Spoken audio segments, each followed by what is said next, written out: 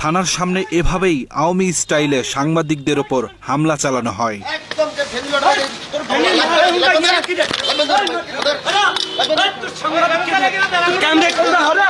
ঘটনার সূত্রপাত বুধবার বিকেলে চাঁদপুরের ফরিদগঞ্জ থানার ভারপ্রাপ্ত কর্মকর্তা শাহ আলমের বিরুদ্ধে ঘুষ নেওয়ার অভিযোগে মানববন্ধন করে ফেনীর নুসরাত জাহান রাফি হত্যা মামলার সাজানো আসামিদের পরিবার।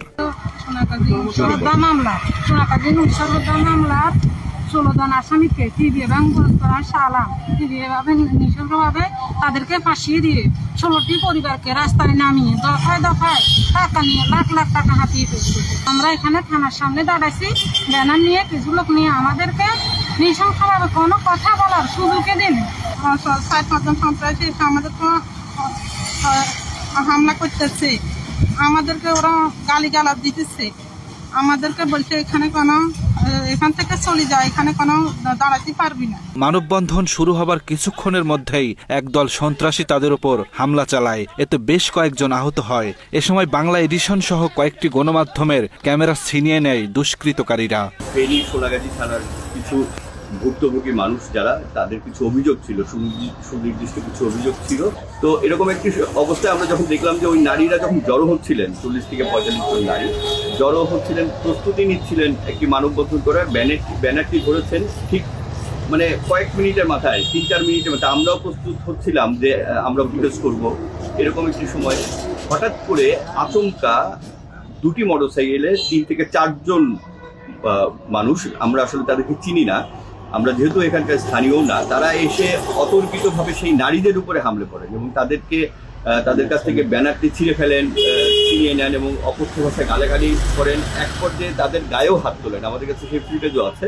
এবং ওখান থেকে আবার উল্টো দিকে যেহেতু আমরা দাঁড়িয়েছিলাম, আমাদের ক্যামেরা ছিল, আমাদের দিকেও তারা তেড়ে আসেন এবং আমাদের ক্যামেরায় আক্রান্ত হয় এবং আমার ক্যামেরাম্যান কে তারা ধাক্কা দিয়ে ফেলে যান। আমি নিজেও এখানে ধস্তাধস্তির মধ্যে পড়ে যাই, আমার ক্যামেরাম্যান আহত হয় এবং এক পর্যায়ে তারা আমার ক্যামেরাম্যানকে ধাওয়া দিয়ে ধরে তারপরে আমার ক্যামেরাম্যান এর কাছে প্রথমে তার কাছ থেকে মেমোরিটা নেয়, সেই মেমোরিতে কিছু পায় না, পরে আমার ক্যামেরাম্যানের কাছ থেকে কিন্তু তাকে মারধর করে 3 জন পরে এসে তার কাছ থেকে ক্যামেরাটি ছিনিয়ে নেয়। আমি বাংলা এডিশনের ক্যামেরা পার্সন।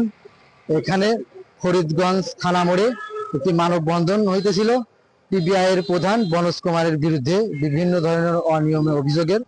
আমি ওখানে নিউজ কাভারের জন্য ফুটেজ দিয়েছিলাম। ওই সময় কিছু দুষ্কৃতকারীরা এসে আমাদেরকে আক্রমণ করে, ওখানকার মহিলাদের টর্চার করে এবং ব্যানার ট্যানার ছিঁড়ে ফেলে এবং আমাকে মারধর করে এবং ওই সময় আমার থেকে ক্যামেরা ছিনিয়ে নিয়ে যায় এবং আমাকে প্রাণনাশের হুমকি ধামকি দেয় এবং বলে যে তোকে মেরে ফেলবো, বাঁচতে চাইলে এখান থেকে পালিয়ে যা। ঘটনাটি তাৎক্ষণিকভাবে চাঁদপুর জেলা পুলিশ সুপারকে জানানো হলে দ্রুত ব্যবস্থা নেয়ার আদেশ দেন তিনি। চাঁদপুরের ঘটনায় আজকে আপনাদের যা ঘটেছে সেটা নিশ্চয়ই আপনি শুনেছেন, এটার প্রেক্ষিতে পুলিশ কোনো ব্যবস্থা নিচ্ছে কিনা? চাঁদপুরের ঘটনাটা আমরা শুনেছি। এই ঘটনাটা জানার সাথে সাথে আমাদের তারা থেকে একাধিক টিম বেরোয়, তারা এই ঘটনার সাথে জড়িত তাদেরকে গ্রেপ্তার করার জন্য এবং যে ক্যামেরা বা মেমোরি কার্ড যেগুলো লুণ্ঠিত হয়েছে এগুলো উদ্ধার করার জন্য। এছাড়া আমরা ডিবি পার্টিকেও এখানে মোতায়েন করে এ ব্যাপারে আইনানুগ ব্যবস্থা গ্রহণ প্রক্রিয়াধীন রয়েছে এবং এর সাথে যারা জড়িত তাদেরকে গ্রেপ্তারের অভিযান অব্যাহত রয়েছে। বাংলা এডিশনের পক্ষ থেকে ফরিদগঞ্জ থানায় একটি মামলা করা হয়েছে। এরপরই জড়িতদের গ্রেফতারে অভিযান শুরু করে পুলিশ। এ সময় আশেপাশে থাকা সিসি ক্যামেরার ফুটেজ দেখে বেশ কয়েকজনকে চিহ্নিত করা হয়। এদিকে চাঁদপুর জেলা বিএনপির সভাপতি শেখ ফরিদ আহমেদ মানিক বাংলা এডিশনকে জানান, ঘটনার সাথে বিএনপির কোনো নেতাকর্মী জড়িত থাকলে তাদের বিরুদ্ধে সাংগঠনিক ব্যবস্থা নেওয়া হবে। আমরা আসলে আপনার এই মেসেজটা আমরা পেয়েছি, নিউজটা পাওয়ার সাথে সাথে আমরা আমাদের একটা ইনভেস্টিগেশন কমিটি করেছি এবং তারা ইনভেস্টিগেশন করছে। অলরেডি একজনকে এর সাথে সম্পৃক্ততা পাওয়া গেছে, তাকে তার পদ থেকে স্থগিত করা হয়েছে, সে জেলার যুবদলের একজন সদস্য। বাকি যারা আছে তাদেরকে আমরা কালকের মধ্যে খুঁজে বের করে তাদের ব্যবস্থা নেব। আমাদের ভারপ্রাপ্ত চেয়ারম্যান মাননীয় তারেক রহমান সাহেবের একেবারে স্ট্রেট ফরওয়ার্ড আপনার নির্দেশনা। কোন ধরনের কোন অযৌক্তিক কেউ যদি কোনো কাজের সাথে লিপ্ত হয় তার বিরুদ্ধে কঠোর ব্যবস্থা নেওয়ার জন্য আমাদেরকে বলে দিয়েছে। আমরা সেভাবে ব্যবস্থা নিচ্ছি। আপনাকে এতটুকু আশ্বস্ত করতে পারি আমাদের চাঁদপুর জেলা বিএনপির পক্ষ থেকে। এবং আপনাকে ধন্যবাদ। আমাদের যদি কোনো বিভ্রান্তি হয় আপনি কৌশল দৃষ্টিতে দেখবেন। ঘটনার শুরু ফেনী জেলার সোনাগাজীর আলোচিত মাদ্রাসা ছাত্রী নুসরাত জাহান রাফির আত্মহত্যার মামলাকে কেন্দ্র করে। আত্মহত্যার ঘটনাকে হত্যা মামলায় রূপান্তর করে নিরীহ মানুষদের নির্যাতন ও হত্যা মামলায় ফাঁসানো হয়। এরপরই ওসি শাহ আলম পিবিআইয়ের সাবেক প্রধান বনজ কুমারের ভয় দেখিয়ে আদায় করে নেয় বিপুল পরিমাণ অর্থ।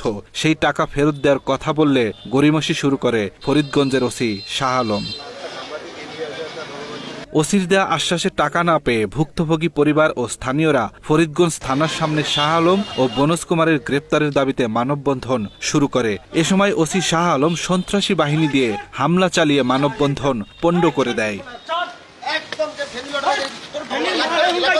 ভুক্তভোগী পরিবারগুলোর অভিযোগ, মামলার নামে 16 জন নিরীহ ব্যক্তিকে রিমান্ডে নিয়ে মধ্যযুগীয় কায়দায় পাশবিক নির্যাতনের পাশাপাশি নগদ টাকা ও স্বীকারোক্তি আদায় করা হয়। এ সময় তারা ওই পুলিশ কর্মকর্তার দৃষ্টান্তমূলক শাস্তি ও অর্থ ফেরতের দাবি জানায়। ফেনীর সোনাগাজী নুসরাতের মামলা আসামি স্বজনেরা আমাদের কাছ থেকে পিবিআই শাহ আলম বনজ কুমারের কথা বলি যে রিমান্ডে নির্যাতনের ভয় দেখায় যে টাকাগুলো নিয়েছিল। আজকে এত বছর যাবৎ উনি আমাদেরকে টাকাগুলো দিবে আশ্বাস দিয়েছিল। উনি আমাদেরকে টাকাগুলো দিচ্ছে না। তা বিদায় আমরা আজকে সকল ফ্যামিলির লোকজন নিয়ে আমরা ওইখানে ফরিদগঞ্জে গিয়েছিলাম মানববন্ধন করার জন্য। ওইখানে যাই আমরা মাত্র দাঁড়াইছি, আমাদের সাংবাদিক বাইরেও ছিল ওইখানে। তারা 2 জন সন্ত্রাসী, শাহ আলমের ভাড়া করা সন্ত্রাসী এসে প্রথমে আমাদের সাংবাদিক ভাইদের উপর হামলা করে তাদের ক্যামেরাগুলো ভেঙে ফেলছে।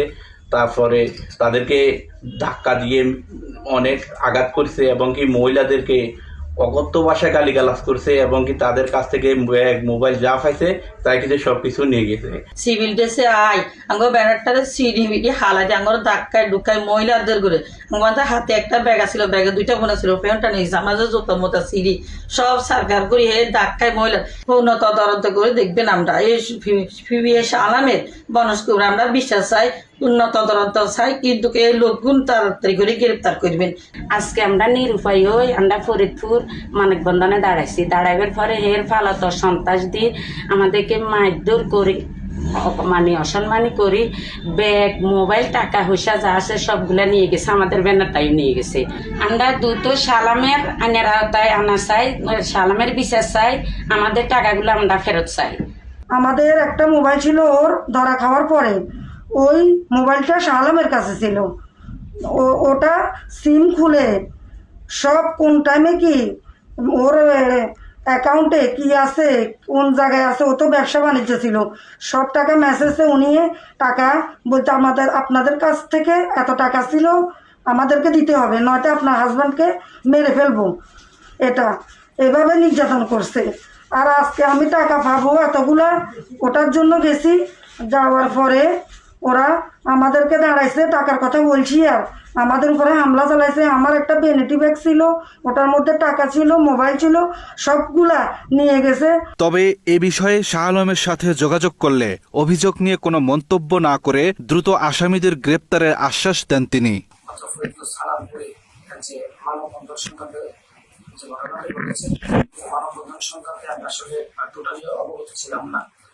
পরবর্তী যুক্ত ঘটনা সংক্রান্ত জনাব রাকিবুল হাসান থানায় একটি লিখিত অভিযোগ দায়ের করেন।